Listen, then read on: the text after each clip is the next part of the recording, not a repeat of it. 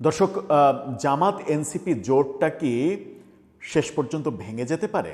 সেরকম সম্ভাবনা কি আপনি দেখেন, কিংবা সেরকম সম্ভাবনা দেখার কিংবা ভাবার কোনো বাস্তবতা কি আছে?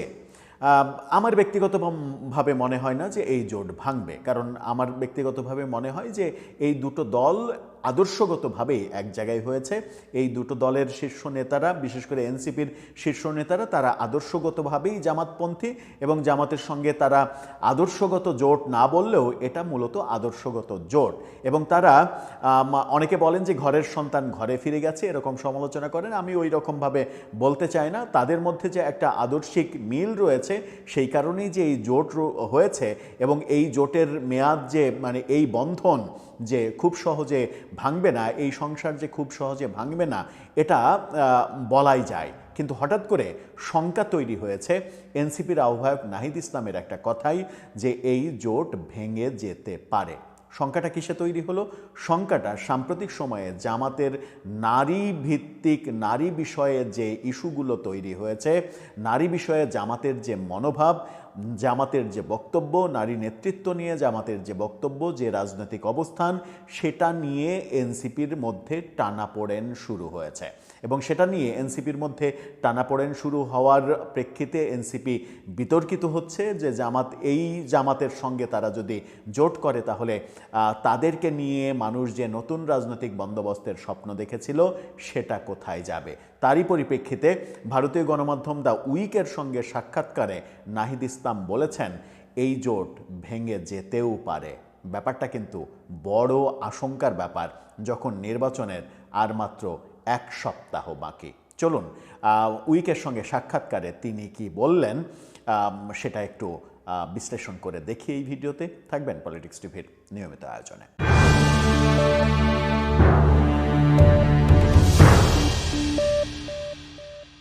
দর্শক, বলছিলাম জামাতের সঙ্গে এনসিপির জোট ভেঙে যেতে পারে, এরকম একটা ভয়াবহ মন্তব্য দ্য উইকে করেছেন নাহিদ ইসলাম। দ্য উইককে উদ্ধৃত করে ইন্ডিপেন্ডেন্ট টেলিভিশন যেটা বলছে, ইন্ডিপেন্ডেন্ট টেলিভিশনের শিরোনামটা দেখলেই বুঝতে পারবেন, উইকের শিরোনামে যাওয়া লাগবে না। ইন্ডিপেন্ডেন্ট টেলিভিশন বলছে, নারী অধিকার নিয়ে আপোষ হলে জামাতের সঙ্গে জোট টিকবে না নাহিদ ইসলাম।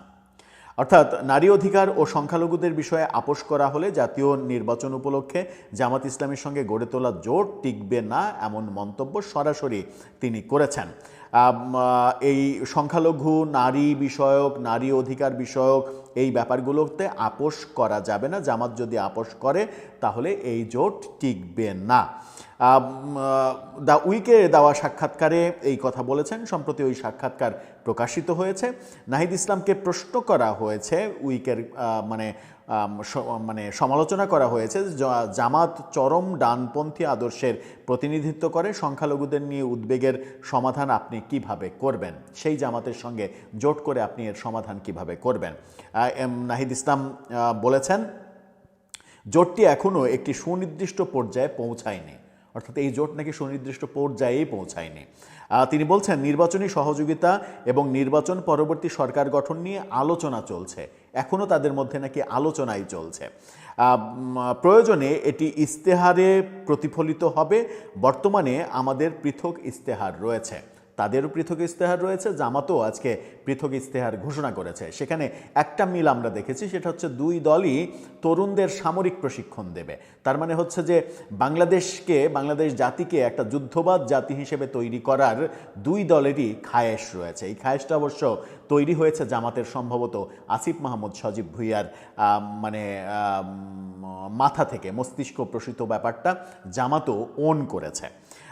নাহিদ বলেছেন, জামাত আগের অবস্থান থেকে উল্লেখযোগ্যভাবে সরে এসেছে এবং বলেছে তারা পুরনো মূল আদর্শের উপরে ভিত্তি করে সরকার গঠন করবে না।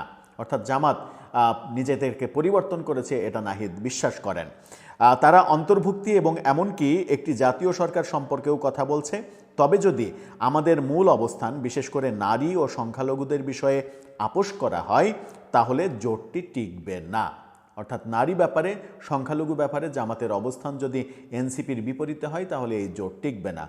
এনসিপির বিপরীতে না এনসিপির সোজাসুজি আছে সেটা আমরা বুঝবো কী করে? নারী বিষয়ে জামাতের যে অবস্থান, সেই অবস্থান তো আল জাজিরার সঙ্গে সাক্ষাৎকারে জামাতের আমির স্পষ্ট করে দিয়েছেন। সংখ্যালঘু সম্পর্কে অবস্থানও তাই। সংখ্যালঘুরা কেউ কখনো জামাতের সর্বোচ্চ পদে আসতে পারবে না, নারীরাও সর্বোচ্চ পদে আসতে পারবে না। এবং নারীদের প্রসঙ্গে ইসলামকে আনা হচ্ছে যে ইসলামে এরকম কোনো বিধান নেই। ইসলামের কথা যখন বলা হচ্ছে তখন সূরা নিসার 34 নম্বর আয়াতের কথা বলা হচ্ছে, যেখানে কেউ ব্যাখ্যা করেন এখানে বলা হচ্ছে যে নারীদের উপরে পুরুষরা কর্তৃত্ব স্থাপন করবে, আবার কেউ বলছেন যে এই কর্তৃত্ব মূলত স্বামী স্ত্রীর ব্যাপারে প্রযোজ্য। এই তর্ক বিতর্ক যখন রয়েছে তখন একটা দুইটা হাদিসের প্রসঙ্গ আনা হচ্ছে যে এই একটা দুইটা হাদিসকে কেন্দ্র করে জামাত মনে করে যে নারী নেতৃত্ব হারাম, অথচ ইসলামে কোরআনে কোথাও নারী নেতৃত্ব হারামের কথা নেই। অনেকে যুক্তি দেন যে খাদিজা আলাইহিস সালাম তিনি প্রথম ইসলামের মানে নারী যিনি ইসলাম ধর্ম গ্রহণ করেন এবং তিনি ব্যবসায়ী, তার ব্যবসা দেখাশোনা করতেন আমাদের নবী। এই নারীর ক্ষমতায়নের সব থেকে বড় উৎকৃষ্ট উদাহরণ ইসলামে রয়েছে। এরকম নানা কথা বলে জামাতকে যুক্তি দেওয়ার চেষ্টা করেন, কিন্তু জামাতের যুক্তি তো জামাতের কাছে। এনসিপি বলছে যে জামাত যদি এই ব্যাপারে আপোষ করে তাহলে তাদের সঙ্গে জোট থাকবে না। সেরকম লক্ষণ কি আমরা দেখেছি? জামাত আমিরের নারী সম্পর্কে যে বক্তব্যগুলো, মানে ওই এক্স হ্যান্ডেল হ্যাক করার প্রসঙ্গটা বাদ, আল জাজিরাতে যে বক্তব্যগুলো দিয়েছেন সেগুলোর সঙ্গে এনসিপি যদি একমত না হয় তাহলে জোট এখনো টিকে আছে কেন? তিনি বলছেন যে টিকে থাকবে না, তো তার তো অবস্থান পরিষ্কার করে দিয়েছেন, সব অবস্থানই পরিষ্কার, তাহলে টিকে আছে কেন? সেই কারণেই বলছিলাম যে এই জোট টিকবে না এই কথা নাহিদ ইসলাম যেটা বলছেন এটা একটা পলিটিক্যাল কৌশল। এই কৌশলটা শুধুমাত্র সমালোচনা এড়ানোর জন্য কৌশল।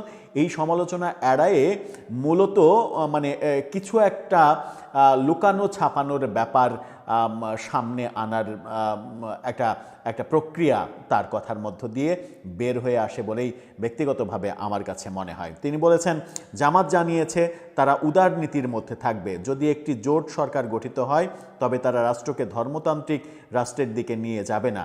দেশে একটি গণতান্ত্রিক সরকার হবে এবং একটি গণতান্ত্রিক বাংলাদেশ গড়ে তুলবে তারা। জামাতের কথা বাদ দেন, জামাতের তো ম্যাক্সিমামই হচ্ছে ধর্মচর্চা করা লোকজন। তারা ঐতিহাসিকভাবেই পাঞ্জাবি পায়জামা পরে, দাড়ি টুপি রাখে, টুপি মাথায় দিয়ে সব সময় থাকে, তারা ইসলামের কথা বলে। তাদের ভোটের সময় নতুন করে লেবাসেরও দরকার নেই, ভোটের সময় নতুন কৌশলেরও দরকার নেই। তারা তাদের জায়গায় মোটামুটি ঠিকঠাকভাবেই আছে। কিন্তু আপনারা এনসিপি হঠাৎ করে এই যে ভোটের মৌসুমে ভোট আসাতে আপনি নাহিদ ইসলাম থেকে শুরু করে সব নেতারা টুপি মাথায় দিয়ে পাঞ্জাবি টাঞ্জাবি পরে এই যে একটা নতুন করে লেবাস ধরা, ধর্মীয় লেবাস ধরে বোঝানো যে আমি কত বড় মুসলমান, এটার মাধ্যমে কি সংখ্যালঘুদের কাছে একটা ব্যাড মেসেজ যায় না যে আপনারা শুধুমাত্র একটা ধর্মের মানুষ হিসেবে নিজেদেরকে উপস্থাপন করতে চান? সেখানে আবার বলছেন যে জামাতের অবস্থান যদি নারী এবং সংখ্যালঘু বিষয়ে আমাদের দৃষ্টিভঙ্গির বাইরে যায় তাহলে জোট টিকবে না। এই ব্যাপারগুলো আমার মনে হয় যে রাজনৈতিক অভিনয়, আর রাজনৈতিক অভিনয় বেশি দিন টেকে না।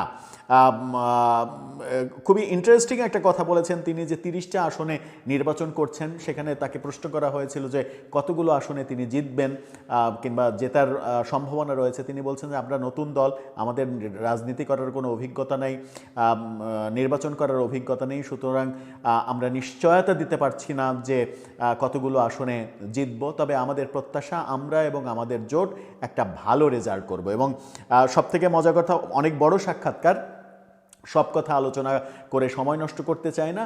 মোদ্দা কথা হচ্ছে নাহিদের এই সাক্ষাৎকারে জোট ছাড়ার ইঙ্গিতের পাশাপাশি আমার যদিও মনে হয় যে জোট ছাড়ার এই কথাটা এটা শুধুমাত্র সমালোচনাকে পাশ কাটানোর জন্য, আদতে জোট ছাড়ার কোনো সম্ভাবনা থাকতেই পারে না।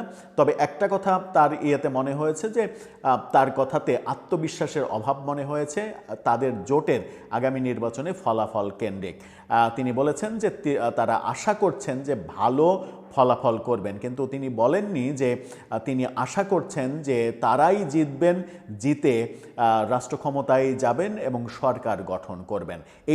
এটা খুবই একটা ইম্পর্টেন্ট দিক এই সাক্ষাৎকারে, যেখানে তার কথাই আমার একবারও মনে হয়নি তার এই সাক্ষাৎকারে যে তিনি আত্মবিশ্বাসী যে এনসিপি হিসেবে ভালো করবে তার দল কিংবা জোট হিসেবে তার জোট ভালো করবে মানে হচ্ছে যে তারা জিতে সরকার গঠন করবে, এরকম কোনো কথার মানে জোর তার মধ্যে আমি ব্যক্তিগতভাবে পাইনি। আর ওই জোট ছাড়ার কথা যেটা, জামাতের সঙ্গে আদর্শের মিল অমিলের যেটা কথা, সেটা রাজনৈতিক কৌশল, এটা রাজনৈতিক স্ট্যান্ডবাজি, এর বাইরে কিছু নয়। কারণ জামাত এবং এনসিপির যদি আদর্শিক মিল নাই থাকতো, তাদের যদি নৈতিক অবস্থান যদি ভিন্ন হতো, তাহলে জামাত নারী বিষয়ক তাদের অবস্থান পরিষ্কার করার পরেও কিংবা ঐতিহাসিকভাবে তাদের অবস্থান জানার পরেও এই জোট হতো না, কিংবা এই জোট হওয়ার পরে যখন বিতর্ক তৈরি হলো নারী ইস্যুতে, তখন তাকে কৌশলে এই কথা বলতে হতো না।